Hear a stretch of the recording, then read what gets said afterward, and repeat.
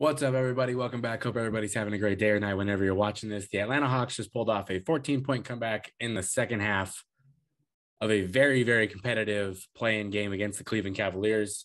Game was in Cleveland. The Hawks pulled off the comeback on the road, and I've got a lot of credit I want to give out to some of the players and stuff because I personally had them losing against Charlotte, and I look like an idiot for that, but I take my L. I own that. So I want to give out credit to them because they proved me wrong, and like I said before on the channel, I'm completely happy for that. All right. If you're new to the channel, please subscribe. And if you like this kind of content, please like the video. I really appreciate it. Let's jump into it. So obviously, if you're going to talk about the Atlanta Hawks, you know who you're probably going to talk about first, and that's Trae Young. Everybody knows about Trae Young at this point if you're an NBA fan. And I got some notes here that I jotted down while I was watching the game.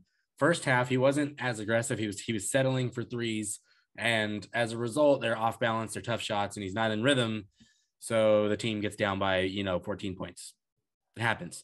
Second half, at halftime I was like, I'm going to see a different side of him. Like, he's going to be more aggressive because he's always been the type of player where it's like, if I'm going to lose, I'm going out on my sword. So I would rather go. He's kind of the player I'd imagine that would rather go 2 for 30 than 2 for 10 and stop shooting. Like, he's going to go out hard. He don't care.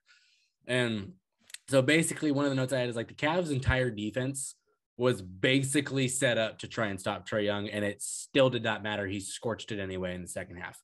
He had I think he had like 32 points or something like that in the second half. Absolutely insane. Like, to do that in a half you're on pace for 64 points. Like, that's an all-time night, basically. And if you watch it, they were sending traps, triples, doubles. They were sending everything that they could to try and get the ball out of his hands. And sometimes it would work to get it out of his hands, but he'd get it right back, and then he'd immediately go into attack mode before they could set up on him.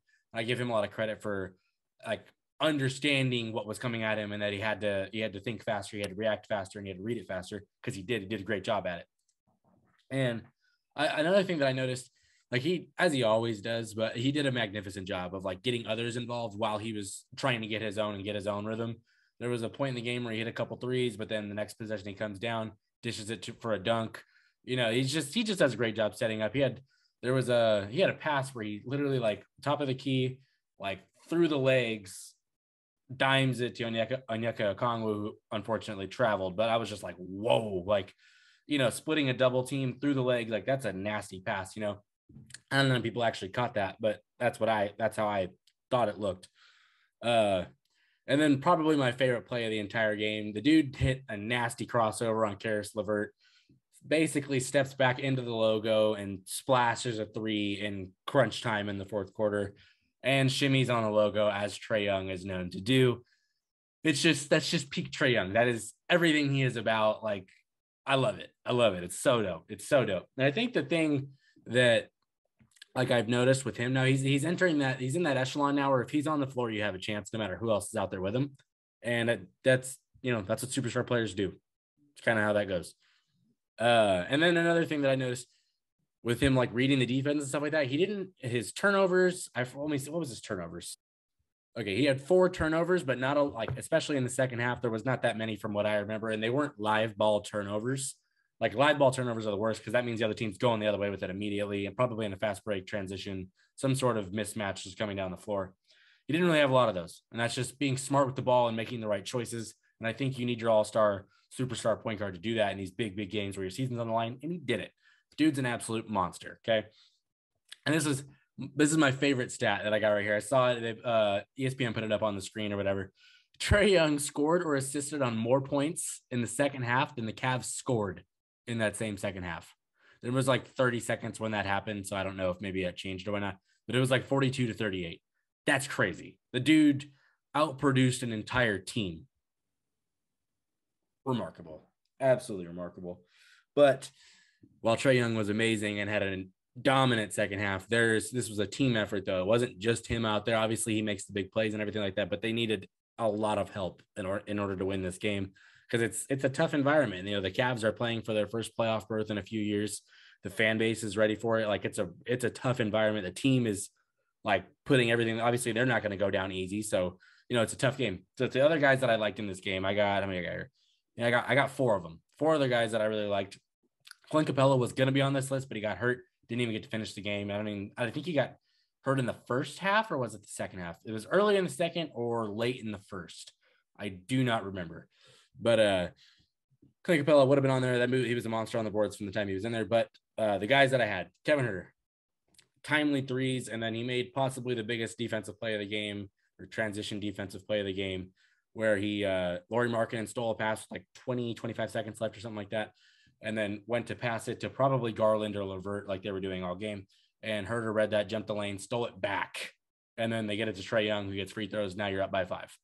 So like that's just what separates good teams or like fringe teams from really good teams. Like plays like that, moments like that. And, obviously Huerter has been a pretty darn good 3-point shooter his entire career. So he did what he normally does with that. How many threes did he hit tonight? Kevin Huerter. He hit 1, but he was 6 of 11 shooting. It's like, it reminded me of that of the Seth Curry matchup last year in the playoffs against the 76ers, where he took advantage of his mismatches and got himself good mid-range shots. So, Kevin Huerter, great game. Bogdan Bogdanovic, he was amazing, efficient all throughout, splashing threes. I think he was like 6 for 8 shooting, like hit 3 or 4 threes, 19 points, couple, a few rebounds, few assists, did everything like a secondary ball handler should do. And he did a great job of being smart with the ball as a secondary read. Like he wasn't just catching and firing, like he was making the right play and didn't have any turnovers. So I give him a lot of credit. I thought he was spectacular.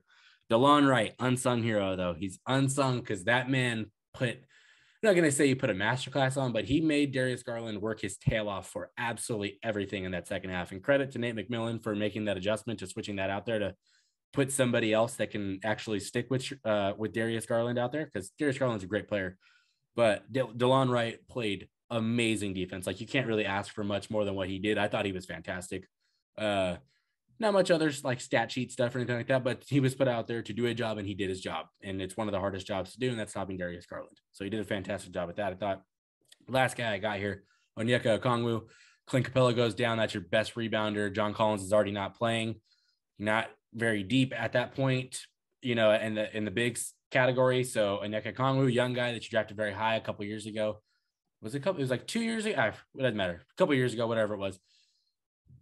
Nice job filling in. He had like 9 rebounds and he was effective on the glass. His presence was felt. And because that could have been a game where your best rebounder goes down. You already don't have your second, big guy in John Collins, where now you're going up against Jared Allen, Evan Mobley, and Lauri Markkanen. You could just get absolutely slaughtered on the glass. And he didn't let that happen. He was impactful and he made his presence known. So I think as a young guy getting in, like this is not his first big experience, but like his first long gap of experience where he played a good amount of minutes. He played over 20 minutes, I think. Yeah, he played about 29 minutes. So, that's a pretty hefty load. And he had to go up there against 2 very, very good 7-foot players. And then 3, if you want to count Markkanen, because Markkanen started getting into the paint towards the end of the game. But he did a fantastic job, especially as a rookie. I don't think you could ask any much more of him. I thought he was really, really solid and did exactly what he needed him to do, instead of, being the deer in the headlights that gets ran over or travels a ton, turnovers, fouls. He played a good game. He played a solid game, and you needed him to do that. Otherwise, I don't know if you win this game, because those bigs could have taken over, and he did a good job of making sure that didn't quite happen. So Atlanta Hawks, y'all are going up against, I think it's the Heat. I think that's going to be a very good series. Hopefully Clint Capella's knee is okay. It looked like it was probably hyperextended, which you sometimes can play through those. Hopefully it's nothing more than that. I hope he's all right. I don't know how that Miami Heat Atlanta Hawks series is going to go. Anytime Trae Young's on the floor, you have a chance. And, the Miami Heat, they're not like world beaters. They can be beat. So I think ultimately, if you have the right game plan and things go your way, Hawks could win that series. Obviously, it is a 1 versus 8, so people are probably going to take the Heat. I don't know who I'm really going to pick. It just depends. I don't know if you get the good Hawks, like the ones that made the Eastern Conference Finals last year. I think that series could go 7 for sure. But I honestly have no idea. I haven't really looked into the previous matchups between them. I don't really have an educated response on that. So, Hawks, you guys were absolutely amazing. Comeback win. Fans, you guys should be super excited going back to the playoffs. And you got that guy. You got probably the best player on the floor in the first round. That's actually, yeah. I would say Trae Young is better than any player that's on Miami, and that's not to disrespect Miami. Miami has a lot of really, really damn good players, but Trae Young is in a different tier, I think. Oh, that series is going to be fun now that I think about it. Oh, God, I can't wait. Playoffs are going to be great. Atlanta Hawks, welcome back to the playoffs. Hopefully you guys can make some magic happen like you did last year. A lot of people are probably not going to bet on you. So, but they weren't doing that last year when you were playing against 76ers, and look what happened there. I don't know. We're going to see. If you're new to the channel, please subscribe. If you enjoyed this kind of content, please like the video. If you want to interact with me on Twitter, I'm always posting about games and stuff like that. I'm going to put it probably right here like I have in the last couple videos. Yeah, man, this is going to be great. I'm done here. Peace.